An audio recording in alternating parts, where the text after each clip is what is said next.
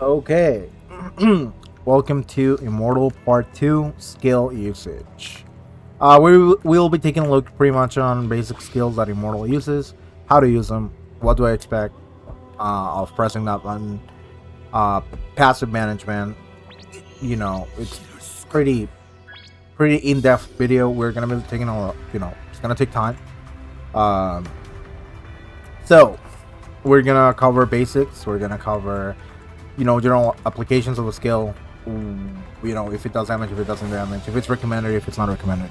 So yeah, let's begin. So basic core, Iron Buddy.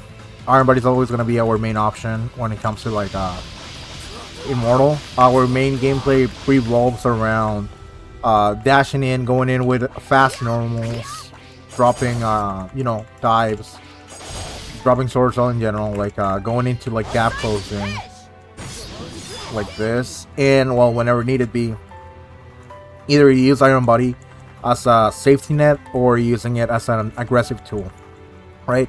Why an aggressive tool? Because well, we can ignore debuffs with Iron Body, so that it's definitely really important thing to know is when to go in and when to not to go in. Sometimes, especially if you know how the other players play, then you can get away with a lot more things compared to if you don't know how they play, because you kind of know their habits and all that, right? So well, let's see, right? So let's begin. So Iron Body, yeah, number one, you know how you use it. Count of 3, learn how to count your story, learn the time that you have to actually go in and do something, instead of just running in without actually looking into your duration and your cooldown. You have to play around it. Okay, you have to learn how to manage it to be as effective as possible. Okay, now let's go into skill number 2, which is going to be Flurry. Flurry is definitely your best active. It does a lot of things for you. By that, we are looking at about damage, we're looking at about traversal, we're looking manage mana break, stopping, trading. It does a lot for you. So let's begin, right? So number one, traversing, right? As you can see, if I don't dash or anything, it's just gonna be this small distance. If I dash it, as you can see, it increases the distance substantially, a lot. So yeah. So this can be used in multiple ways. It can be used to go down platforms safely, right? It can be used to wait for a wake up and use it, and it's gonna melee them, right? So yeah, in general, it's really good. It also helps me create space or overall, do a fancy combo or need to be, right? For example, if I want to launch this guy into the air, I can do Flurry and it's gonna do it for me, right? So yeah, the applications are there. Let's say if you do, I don't know, you do this and they clock, you can press it and it's gonna do it for you anyways, right? So again, really strong tool. Let's move on to the next one. Mirage, right? So what Sting does in general is pretty much almost the same as Flurry. More through a pass-through, right? Because this is stopping me into the other guy. If I do this, and I can phase through and potentially get 2 people at the same time, right? So why do I want to do this? Because most of the time you can get 2 people, you side swap, drop a maelstrom, get 2 people in a maelstrom, as you can see here, right? Or I just want to trade DZZ into this, assuming that the other guy is coming through. So by this, for example, I can go down platforms safely, as you can see here. I can use it as traversing in between platforms in general. So, and you can use it for a max range that it has to have some sort of middle range option, as you can see here. So it does have a back hitbox, as you can see here, and you can use it to your advantage. So most of the time, sometimes you can you can use it as just for the back hitbox, right? Because it is definitely a really strong hit stun and follow up with something. So most of your commands, like this and this and this or this, and it can be pretty much linked to both of the actives, right? So for example, I can do this into Flurry, I can do this into Mirage, I can do this into Flurry and Mirage, and for example, I can do the same with the other ones. And well, obviously this one.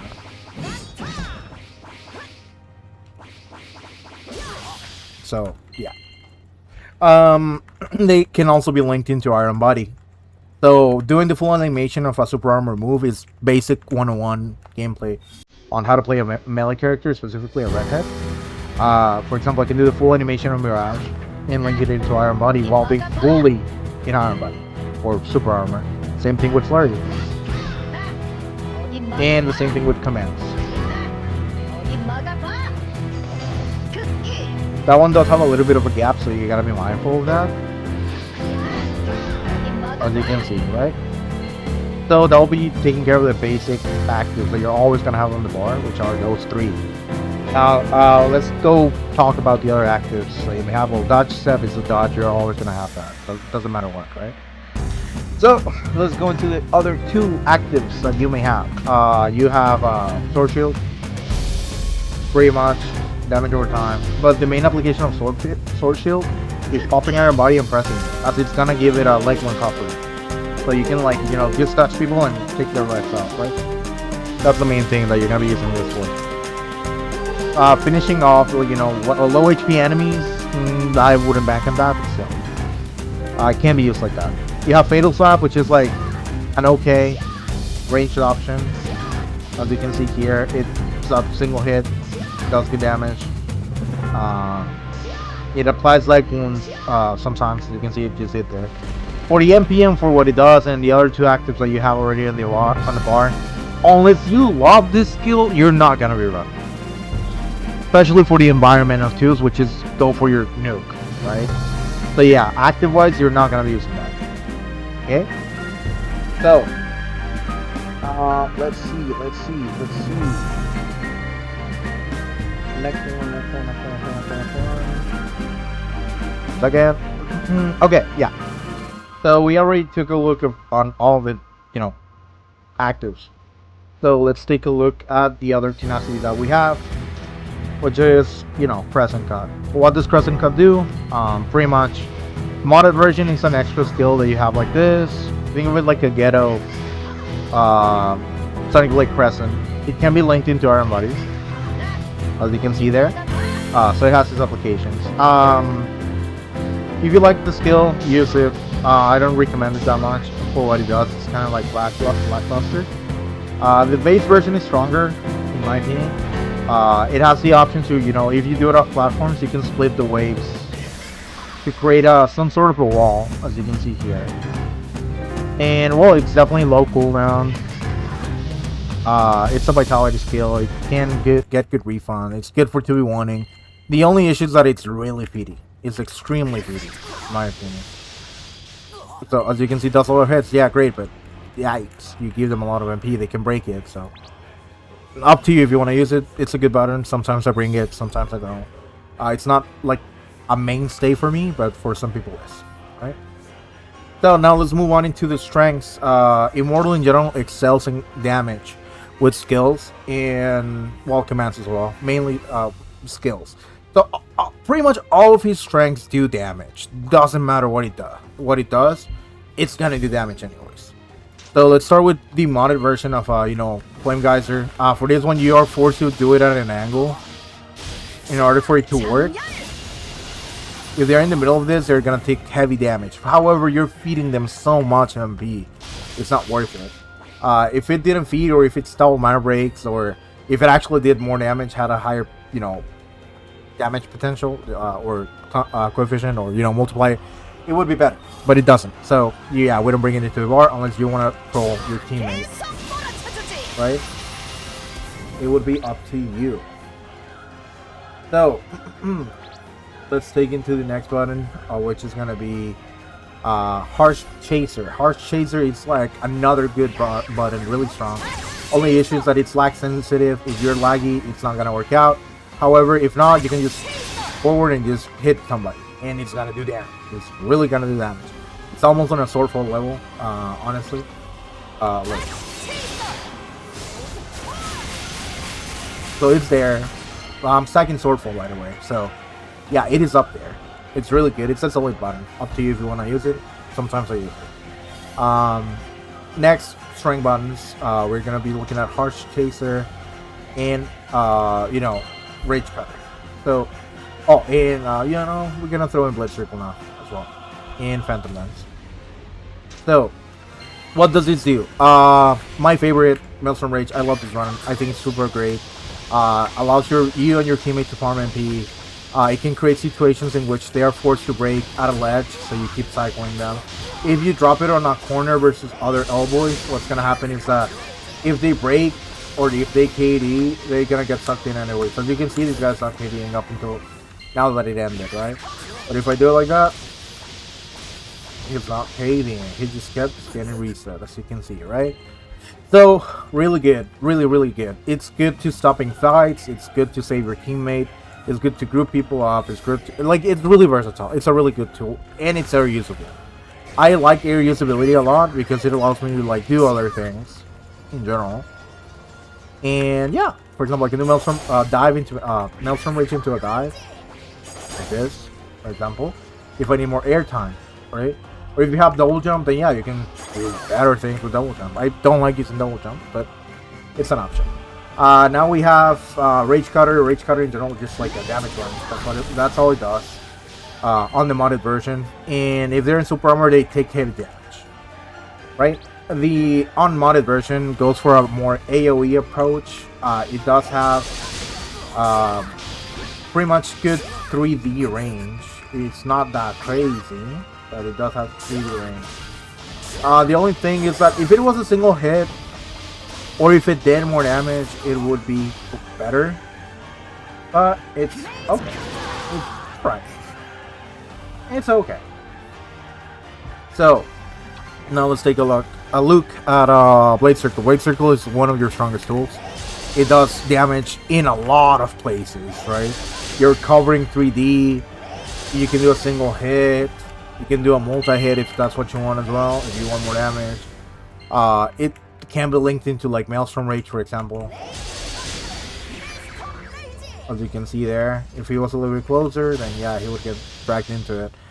You can use it to pull people in and out. If I do it this way, wherever I'm facing, that's where they're gonna move to. Right, so it's easier for me to do follow-ups. As you can see.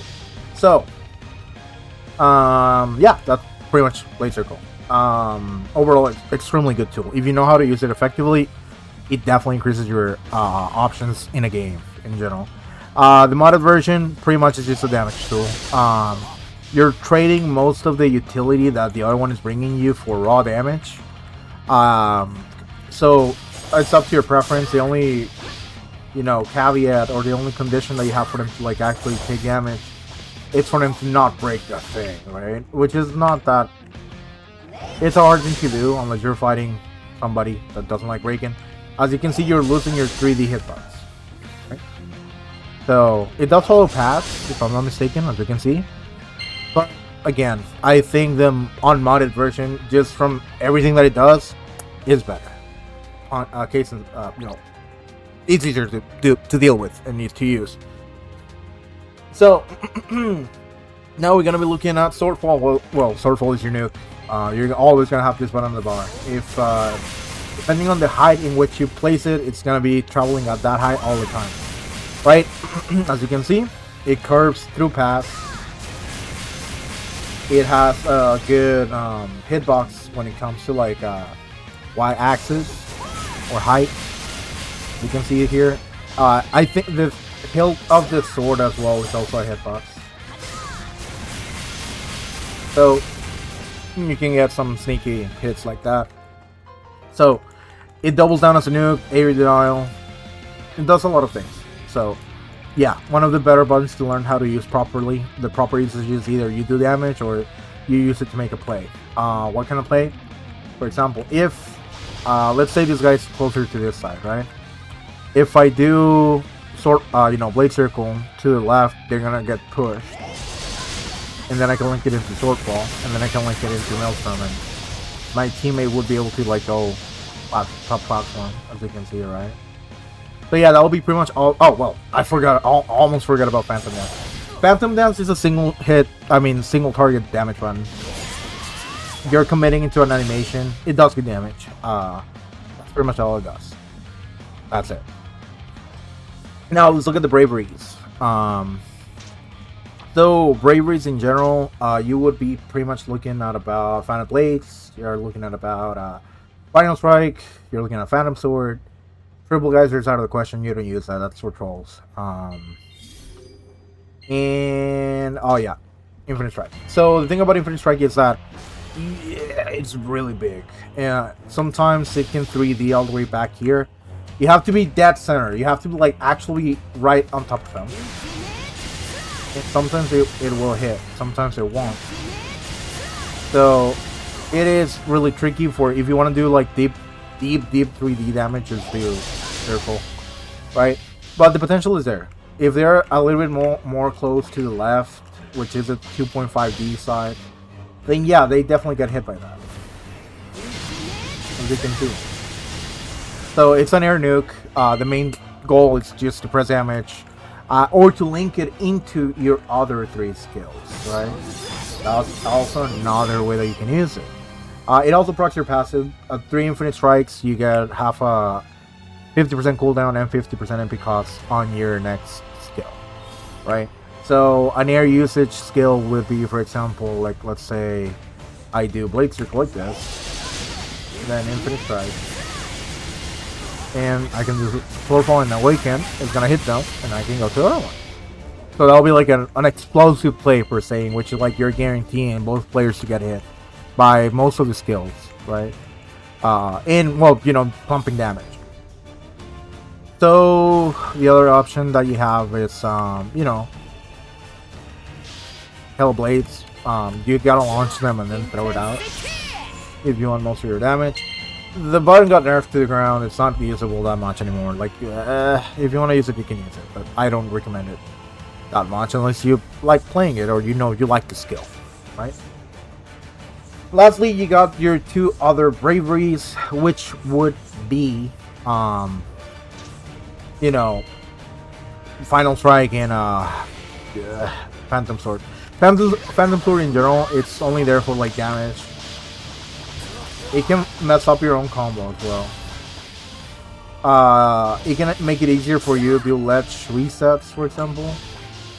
That's definitely an application.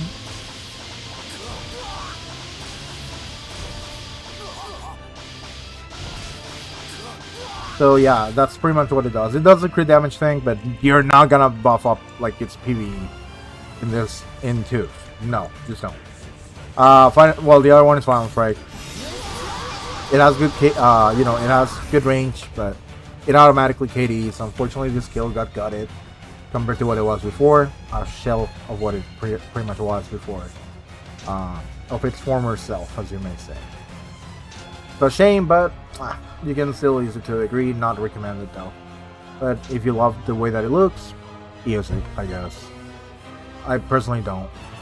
Lastly, well, we're gonna look at counter. Counter in general is just pretty much an extension, combo extension. That's pretty much what it does. It counters commands only. It used to counter your special actives, not anymore.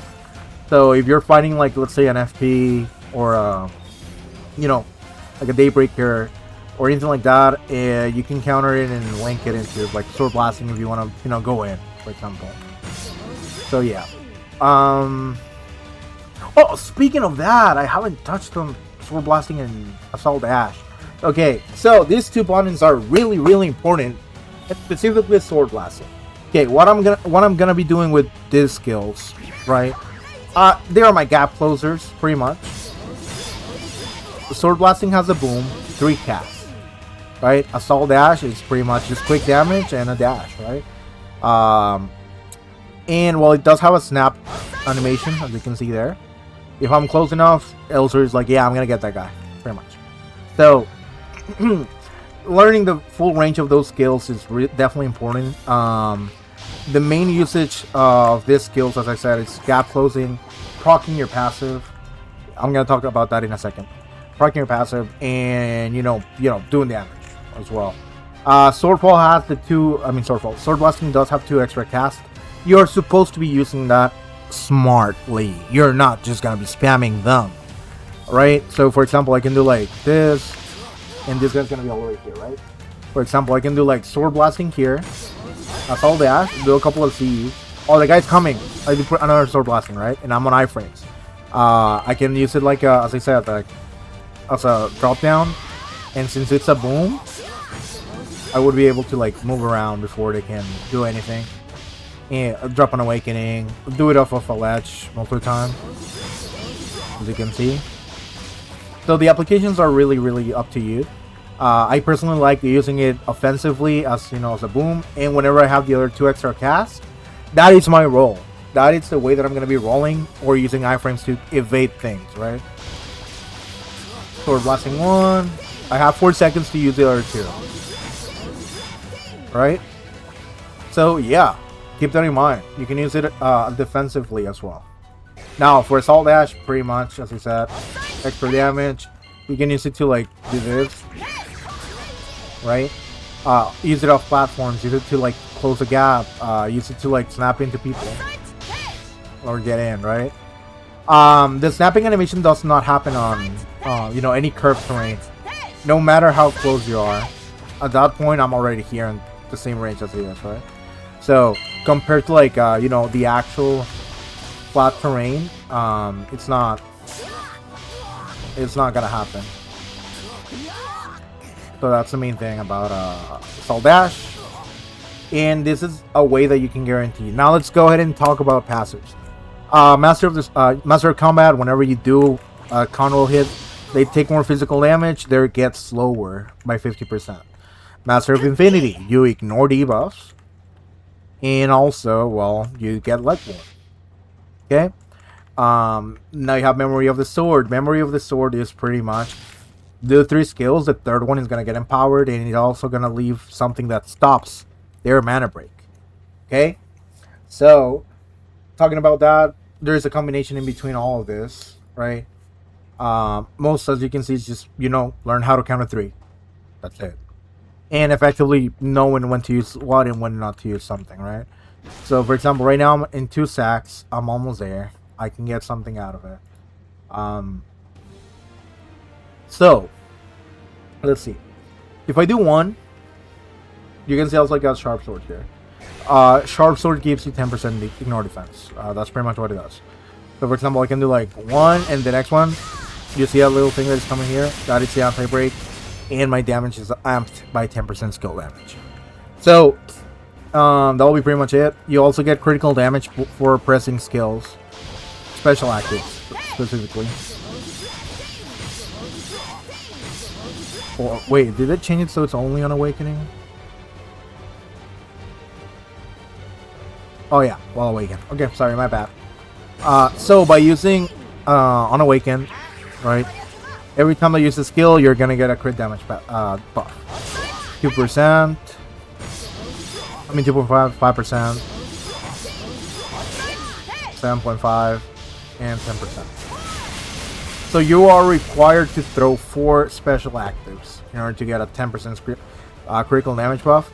Most of the time, you're not gonna do all of that. Most of the time, pretty much what it's going to be is okay, 1, 2, 3, and drop it. You're not gonna wait for that 4 skill most of the time.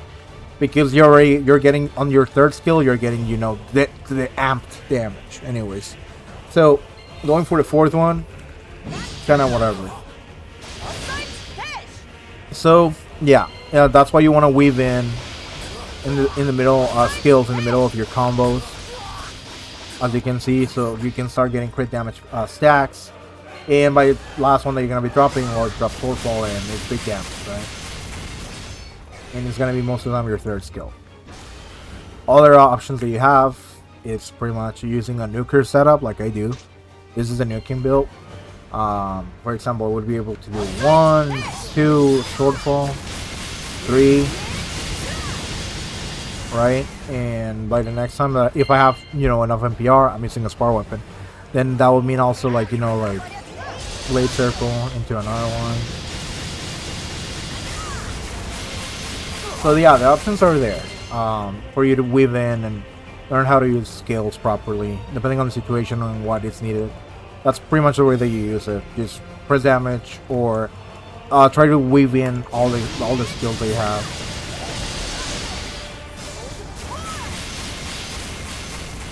So yeah, that'll be about the passives. That'll be pretty much all the skills. Most of the time, what you're gonna be playing with is this bar that I have is what I recommend personally. If you don't feel comfortable, then you can drop one of the nukes and use like another utility button or roll or counter. It's really up to you. The last skill that also is good, it would be Sunrise. Sunrise in general is there to pretty much be that, hey, you're pretty much 1 HP, you're gonna die to it. If your teammate doesn't take all the hits, you're dying, type thing, right? So yeah, that'll be pretty much immortal. When it comes to a chase, both of your HAs suck. They're not good, they're not that strong. You cannot really follow up on them. Your teammate can. This does ignore resurrection KD. So if it somehow kills, it's gonna bypass that, and they still gonna 8 damage. Aside from that, then yeah, well, you have this, which is Blade Rain. Blade Rain beats a lot. Not pushes around. Honestly, nah, don't use it. Just no. You should be closing games before the 3-minute mark, anyways. Well, there's some comps here which is not gonna be possible, but you catch my drift. So that'll be pretty much skill usage, what they do, what I'm expecting whenever I press the button. The simplicity of how this character is supposed to be played. I'm gonna be dropping another video later, or I'm gonna try to get footage for the video of all the other characters, you know, like Knight Emperor, Brewmaster, Immortal, Genesis, like a 2v2 game in which I consider a good way to be played in twos, like, you know, footage, example footage of that. Right now I'm gonna go work on the Genesis video. If you have any questions, let me know. And well, look at the video, look at the guide that we're doing as a community. So yeah, thanks so much for watching. I really hope that you enjoyed this video. I know it's fairly long, but if you stick to watch it, I really appreciate you, man, or whoever you are at that point. Sorry about that. So yeah, thank you so much for watching. Have a great day.